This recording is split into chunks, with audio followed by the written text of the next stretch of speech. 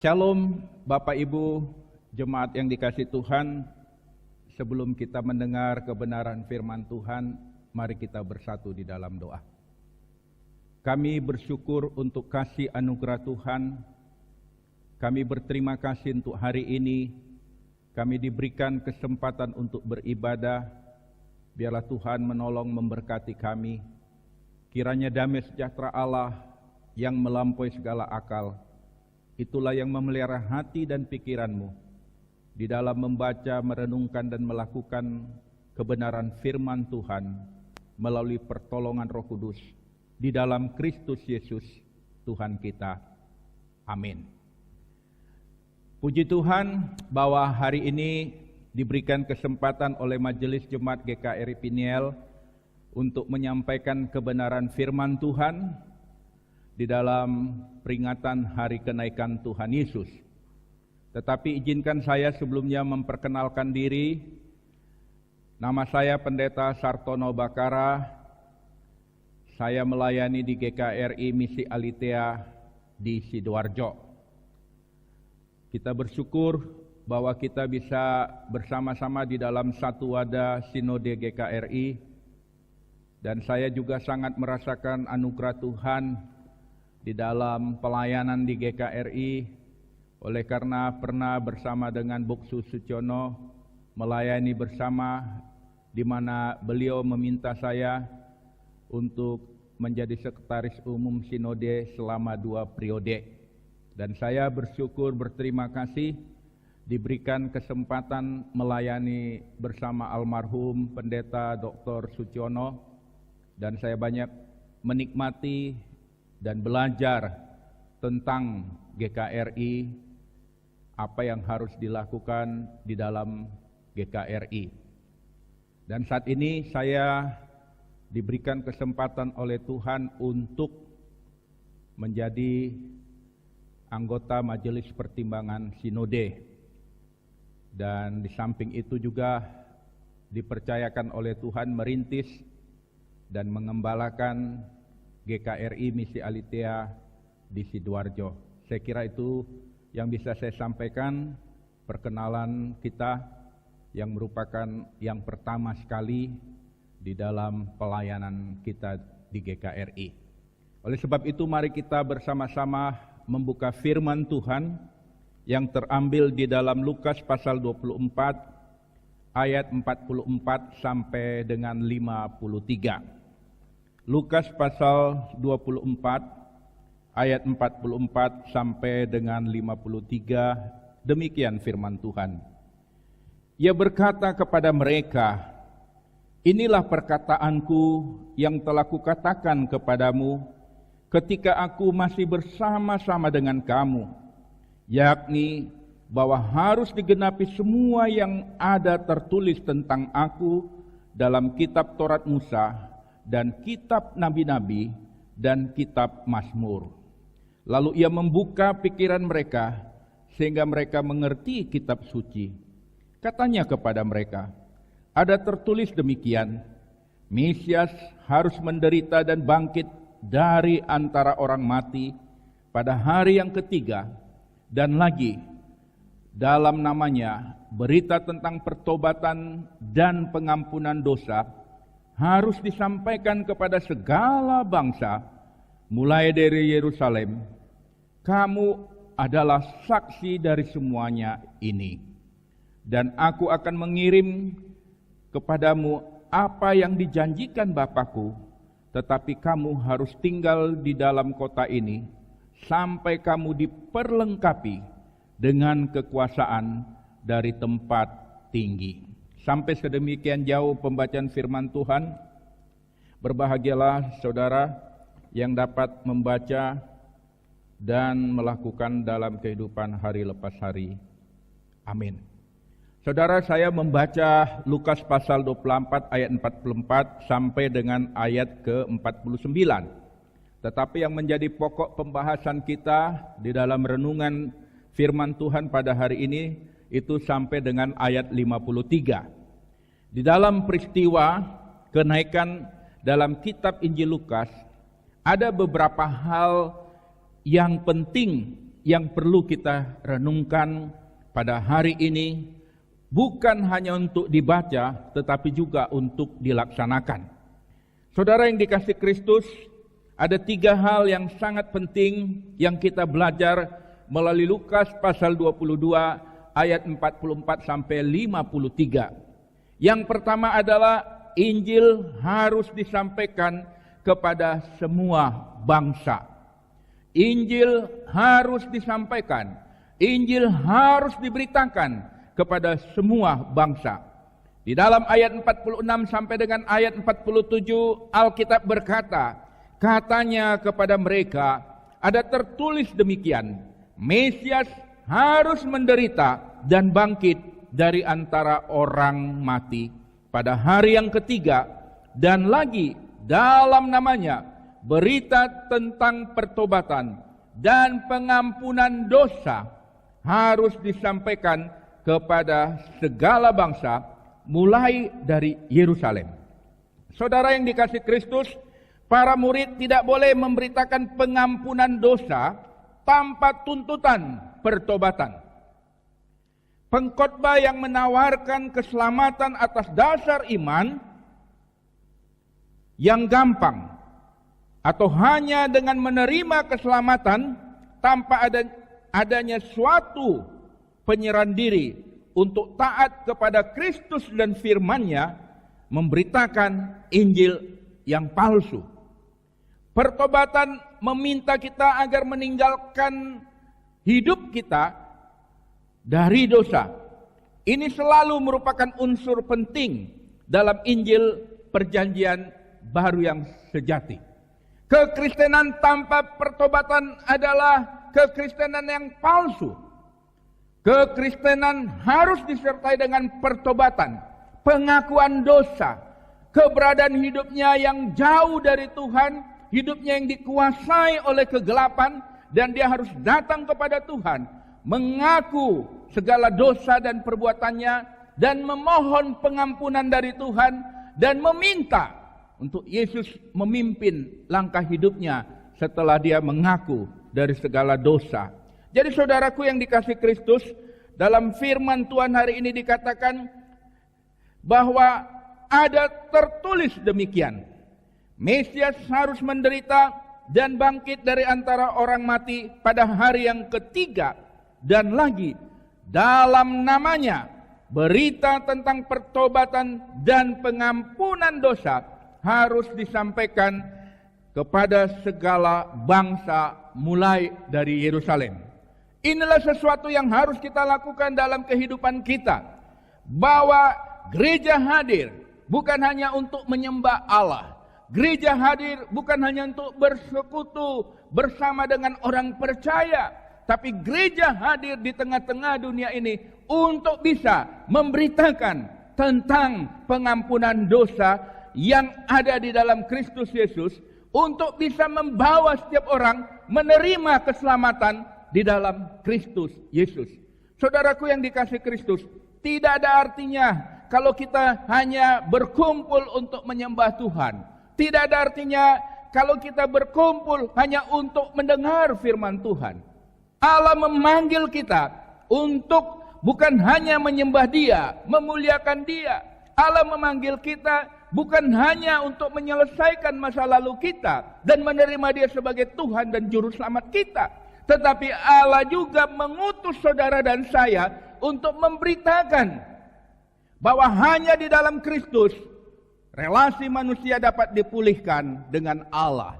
Hanya di dalam Kristus, tidak ada di tempat lain, tidak ada nama lain, tidak ada sesuatu pun yang lain yang bisa membawa orang memiliki perjumpaan dengan Allah tanpa melalui Yesus, tanpa melalui pertobatan di dalam Yesus. Saudaraku yang dikasihi Kristus, ini sesuatu yang perlu kita renungkan. Oleh sebab itulah di dalam visi misi GKRI disebut dengan gereja yang bersaksi. Saudara, disebut juga dengan gereja yang mengutus. Kita bersaksi tentang apa? Kita bersaksi bukan menceritakan tentang apa yang kita miliki dalam arti materi yang kita miliki. Kita bersaksi bukan menyaksikan tentang apa yang kita alami dalam keluarga kita, bahwa kita adalah keluarga yang sukses, keluarga yang diberkati, memiliki berbagai macam fasilitas. Kita bersaksi tentang Yesus, bahwa Yesus yang menyelamatkan saudara dan saya, Yesus yang mengangkat saudara dari lumpur dosa, Yesus yang memulihkan hidup saudara sehingga hidup saudara menjadi kudus dan berkenan di hadapannya. Saudara, itulah yang kita saksikan. Bagaimana kita mengalami perjumpaan dengan Tuhan, bagaimana Tuhan mengubah hidup kita, dan bagaimana Tuhan menolong kita untuk bisa bertumbuh di dalam Dia. Kesaksian kita ini adalah kesaksian tentang Dia yang bekerja, berkarya melalui hidup kita. Saudara-saudaraku yang dikasihi Kristus, hari ini juga kita belajar bahwa yang kedua, Allah memperlengkapi kita dengan Roh Kudus untuk dapat menjadi saksi Kristus. Ayat 48 sampai dengan ayat 49. Kamu adalah saksi dari semuanya ini, dan aku akan mengirim kepadamu apa yang dijanjikan Bapakku. Tetapi kamu harus tinggal di dalam kota ini sampai kamu diperlengkapi dengan kekuasaan dari tempat tinggi. Kemudian di dalam Kisah Rasul 1 ayat 8 dikatakan, tetapi kamu akan menerima kuasa kalau Roh Kudus turun ke atas kamu, dan kamu akan menjadi saksiku di Yerusalem dan di seluruh Yudea dan Samaria dan sampai ke ujung bumi. Saudara, perhatikan bahwa yang kedua yang kita belajar dari Lukas pasal 24 ayat 44 sampai 53, bahwa Allah itu bukan hanya menyelamatkan saudara, Allah itu bukan hanya menguduskan saudara melalui kuasa Kristus Yesus, tetapi juga Allah memperlengkapi saudara dan saya dengan Roh Kudus untuk dapat menjadi saksi Kristus. Saudara, jadi kekuatan, kemampuan kita untuk bisa menjadi saksi Kristus itu bukan karena kekuatan kita sendiri, tetapi ada kuasa Allah, kuasa Roh Kudus yang diberikan oleh Allah dalam hidup saudara dan saya untuk bisa menyaksikan tentang Kristus. Di dalam satu buku yang berjudul Sungai Air Hidup yang dikarang oleh pendeta Desmond Suneman, dia menjelaskan tentang 4 karya Roh Kudus di dalam kehidupan orang percaya. Dan salah satu dikatakan karya Roh Kudus yang evangelistis. Artinya bahwa Roh Kudus itu bekerja menyadarkan setiap orang bahwa dia adalah orang yang berdosa. Roh Kudus menyadarkan setiap orang bahwa dia membutuhkan juru selamat. Dan Roh Kudus menolong orang ini, menuntun orang ini untuk datang kepada Yesus, untuk menerima Tuhan Yesus secara pribadi. Jadi itu adalah karya Roh Kudus yang evangelistis. Tidak akan mungkin seorang bisa menerima Yesus sebagai Tuhan dan juru selamatnya kalau bukan Roh Kudus yang bekerja. Saudaraku, kita mungkin sederhana di dalam menyaksikan tentang Yesus. Kita mungkin terbata-bata untuk menceritakan tentang Yesus kepada setiap orang. Tetapi Roh Kudus bekerja melalui kesederhanaan saudara dan saya. Roh Kudus bekerja melalui hidup saudara sehingga setiap orang bisa bertemu dengan Tuhan Yesus secara pribadi. Inilah saudara karya Roh Kudus dalam hidup saudara. Saudara diperlengkapi oleh Allah melalui Roh Kudus untuk menceritakan tentang Tuhan Yesus. Dan orang itu bisa mengalami perjumpaan bukan karena kehebatan saudara, bukan karena keistimewaan saudara, tetapi oleh karena Roh Kudus yang berkarya melalui hidup saudara kepada orang lain. Saudara, ada banyak kesaksian-kesaksian bagaimana Roh Kudus itu bekerja secara luar biasa di dalam kehidupan gereja Tuhan sampai saat ini. Kita melihat ada banyak kesaksian-kesaksian di media sosial, bagaimana mereka diubah oleh Tuhan melalui pelayanan-pelayanan orang-orang percaya di dalam kesederhanaannya. Tapi Roh Kudus memperlengkapi dia. Roh Kudus menolong dia untuk bisa menceritakan tentang Yesus. Dan di dalam kesederhanaan itu, Roh Kudus berkarya untuk membawa orang ini menerima Tuhan Yesus secara pribadi. Saudara, kita melihat bahwa begitu luar biasanya gereja dipakai oleh Tuhan dari segala abad untuk menjadi saksi Tuhan di tengah-tengah dunia yang begitu gelap. Saudara, gereja banyak mengalami penganiayaan, gereja mengalami banyak tekanan. Tapi mengapa gereja bisa tetap berdiri? Mengapa gereja bisa tetap melakukan aktivitasnya? Mengapa gereja bisa terus berjalan dan bertumbuh? Di mana orang-orang percaya di sana mengalami banyak tekanan dan penganiayaan. Dan itu semua adalah karena karya Roh Kudus. Saudaraku yang dikasihi Kristus, jadi Allah memperlengkapi saudara dengan saya, dengan Roh Kudus, untuk dapat menjadi saksi Kristus. Dan itu dikatakan di Yerusalem, di seluruh Yudea dan Samaria, dan sampai ke ujung bumi. Itulah sebabnya saudara, visi GKRI adalah gereja yang mengutus.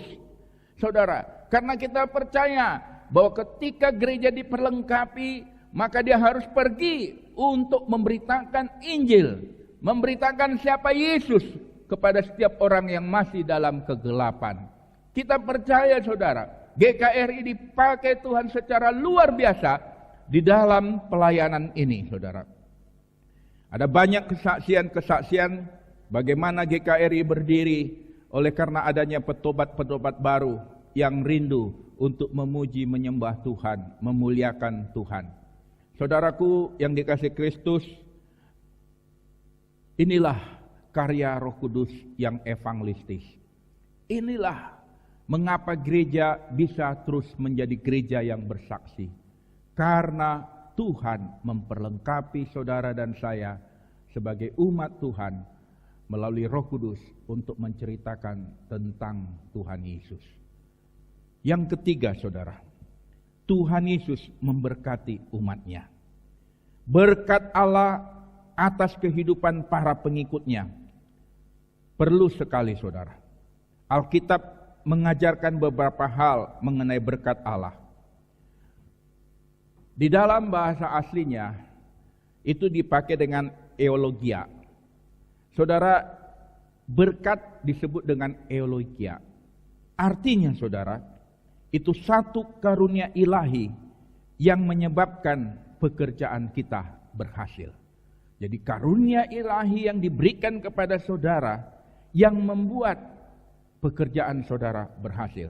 Di dalam Ulangan pasal 28 ayat 12 dikatakan demikian. Tuhan akan membuka bagimu perbendaharaannya yang melimpah, yakni langit, untuk memberi hujan bagi tanamu pada masanya, dan memberkati segala pekerjaanmu, sehingga engkau memberi pinjaman kepada banyak bangsa, tetapi engkau sendiri tidak meminta pinjaman. Jadi saudaraku, di dalam firman Tuhan hari ini kita melihat bahwa ketika Yesus mau naik ke surga, maka dia memberkati saudara dan saya. Itu di dalam ayat 51 dikatakan, dan ketika ia sedang memberkati mereka. Di dalam ayat 50 bagian ayat di situ dikatakan, di situ ia mengangkat tangannya dan memberkati mereka.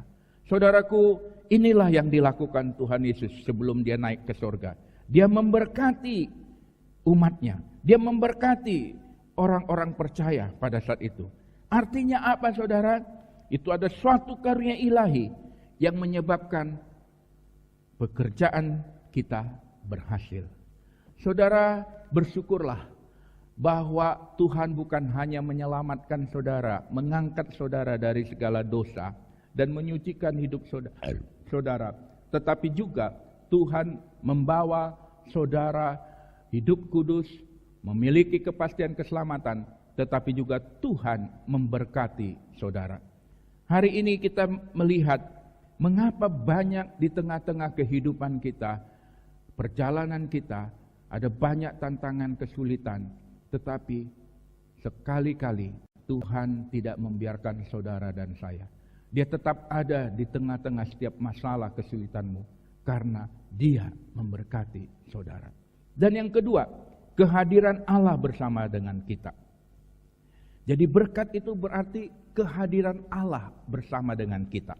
Dalam Kejadian 26 ayat 3 dikatakan, tinggallah di negeri ini sebagai orang asing, maka aku akan menyertai engkau dan memberkati engkau, sebab kepadamulah dan kepada keturunanmu akan kuberikan seluruh negeri ini, dan aku akan menempati sumpah yang telah kuikrarkan kepada Abraham ayahmu. Menepati, ya, aku akan menepati sumpah yang telah kuikrarkan kepada Abraham ayahmu. Jadi saudara, berkat itu juga berarti adanya kehadiran Allah bersama dengan kita. Saudara bersyukur bahwa Allah itu hadir di setiap masalah hidupmu. Allah itu hadir di tengah-tengah gereja GKRI Piniel. Dia hadir di tengah-tengah pelayananmu. Dia hadir di tengah segala macam hal kesulitan yang kau alami. Kehadiran Allah itu, itulah yang membuat saudara tetap bisa berkarya dan memuliakan Tuhan. Saudara, satu kesaksian yang pernah kami alami dalam hidup rumah tangga kami. Kami memiliki anak pertama bernama Anastasia Novita Uli Bakara. Pada waktu SMP sampai dengan SMA, dia mengalami satu penyakit yang menyerang saraf dalam tubuhnya, pembungkus saraf dalam tubuhnya. Dan itu mengakibatkan nyeri yang berkepanjangan selama 24 jam. Nyerinya begitu parah sekali saudara. Kalau ditanya oleh dokter, skornya kira-kira berapa Tasya? 1 sampai 10. Dan anak saya berkata 7. Kadang dia sebut 8. Dan dia mengalami nyeri yang berkepanjangan, bahkan sampai tidak bisa berjalan. Dan bertahun-tahun kami berupaya untuk membawa dia ke dokter, meminum obat, dan biaya yang tidak murah. Hampir tiap bulan saya harus membeli obat anti nyerinya, membawa ke dokter, itu lebih kurang 5 juta. Ya. Begitu berat saudara. Anak saya sampai tidak bisa lagi berjalan, dia hanya bisa berbaring dengan nyeri yang berkepanjangan. Pergumulan yang berat itu membuat dia terhalang untuk studinya. Tapi satu hal yang indah yang kami lihat, dia tetap dekat dengan Tuhan. Dia tetap memuji Tuhan.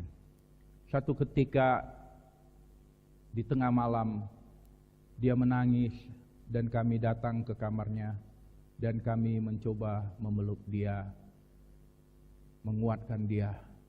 Dan dia katakan kepada saya, Pi, tidak ada lagi kesempatan bagi saya memuji Tuhan dengan gitar saya.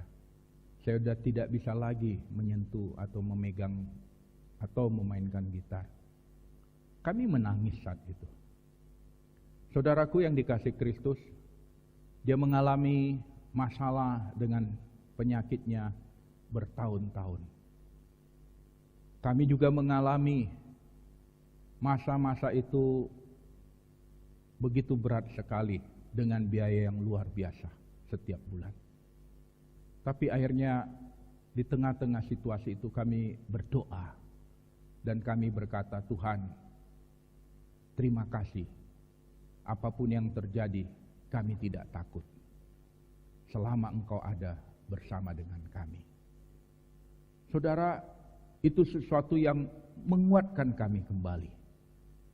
Bahwa di tengah-tengah masalah kami, persoalan kami yang begitu berat, kami sungguh menyadari bahwa Allah itu tidak pernah meninggalkan kami.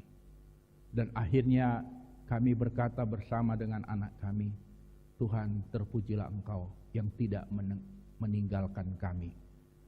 apapun yang kami alami, kami pasti bisa melaluinya selama Engkau ada bersama dengan kami. Saudara, jadi berkat Tuhan yang kita dapat melalui firman Tuhan pada hari ini adalah kehadiran Allah bersama kita. Ini sangat penting, saudara. Kehadiran Allah bersama GKRI Peniel. Ini sesuatu yang sangat penting. Ketika kehadiran Allah bersama dalam rumah tangga saudara, dalam gereja saudara, dalam hidup saudara, maka kita mampu menghadapi setiap masalah. Kita akan bisa tetap bersukacita.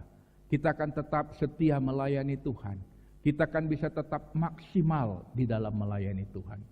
Jadi saudaraku, takutlah engkau bukan karena masalahmu.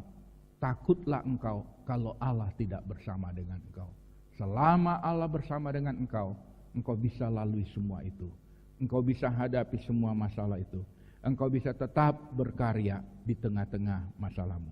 Dan yang ketiga, berkat bagi umatnya berarti, saudara, pemberian Allah berupa kekuatan, berupa kuasa, berupa pertolongan, saudara.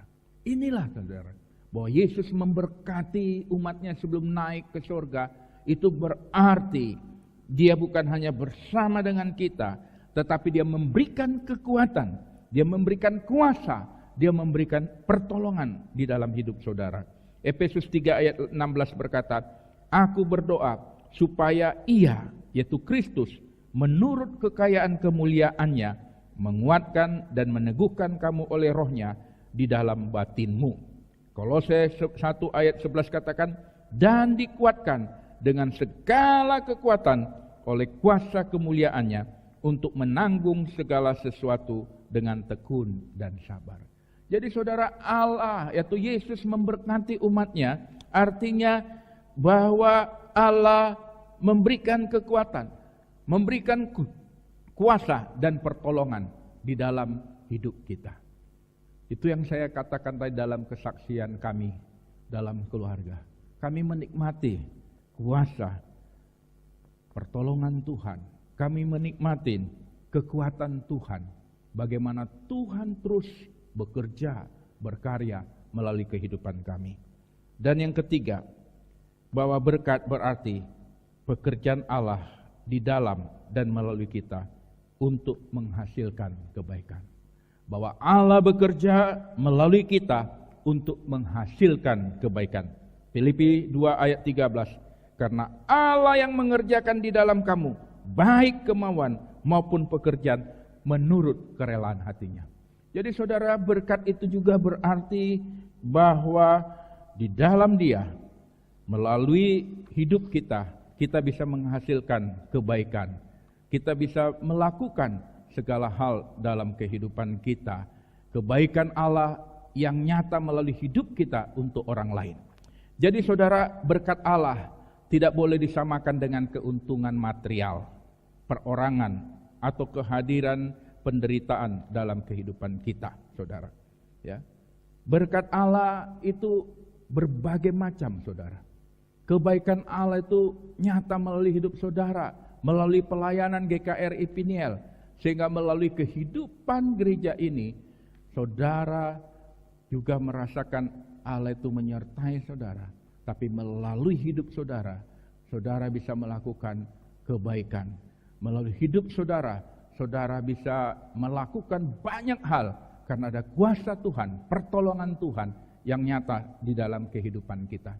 Saudara yang dikasihi Kristus, inilah firman Tuhan yang bisa saya sampaikan kepada kita di dalam perayaan kenaikan Tuhan Yesus. Biarlah kita sungguh-sungguh menyadari bahwa melalui hidup kita, Injil itu harus disampaikan kepada semua bangsa. Melalui kehidupan kita, kita ingat bahwa Allah memperlengkapi kita dengan Roh Kudus untuk menjadi saksi Kristus. Dan yang ketiga, melalui kenaikan Tuhan Yesus pada hari ini, kita diingatkan bahwa Yesus sebelum naik ke surga, Dia memberkati umatnya. Dia memberkati umatnya dalam arti bahwa saudara diberikan satu karunia yang menyebabkan pekerjaan saudara berhasil. Dia memberkati saudara, itu berarti bahwa Allah itu hadir ya bersama kita, bersama gereja ini di dalam melaksanakan amanat agungnya, pelayanan kita.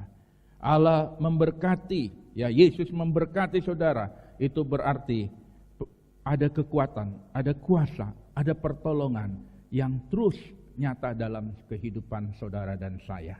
Dan pekerjaan Allah di dalam dan melalui kita itu akan menghasilkan kebaikan untuk kemuliaan namanya. Sehingga kita tetap bisa menghasilkan kebaikan melalui gereja kita, melalui rumah tangga kita, untuk kemuliaan nama Bapa. Tuhan Yesus memberkati kita. Selamat merayakan hari kenaikan Tuhan Yesus. Amin.